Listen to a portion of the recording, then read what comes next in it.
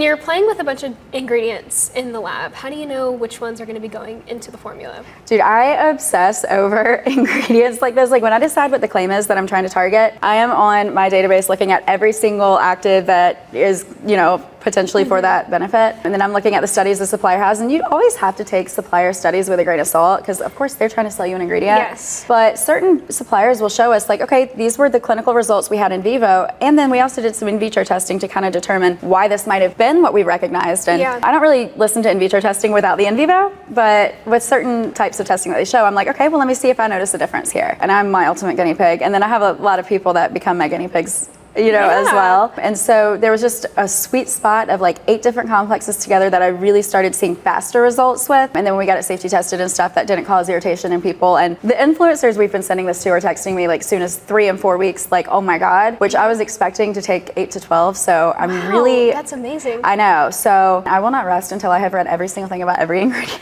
out there. And you run multiple trials and then you're thinking, which one goes with it? Like, how much do I put of this certain active or ingredients? And so you kind of figure out that sweet spot, like you said, of the ingredients. Of course, it's fun. It's what you're learning to do pretty quickly.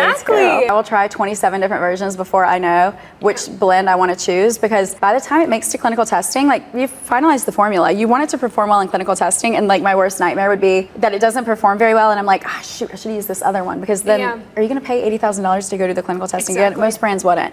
We might would. Honestly, my ego, if the clinicals come back bad for us, it's not something that we're gonna just move forward with, honestly. But that is not the case because we were so strict on which actives we were selecting. So this has been like a long time coming though. This one, I've been making little versions of this for years. I am so excited to see I even used to use this on my ex-boyfriend who had a really hard time growing facial hair in this one patch. This would help.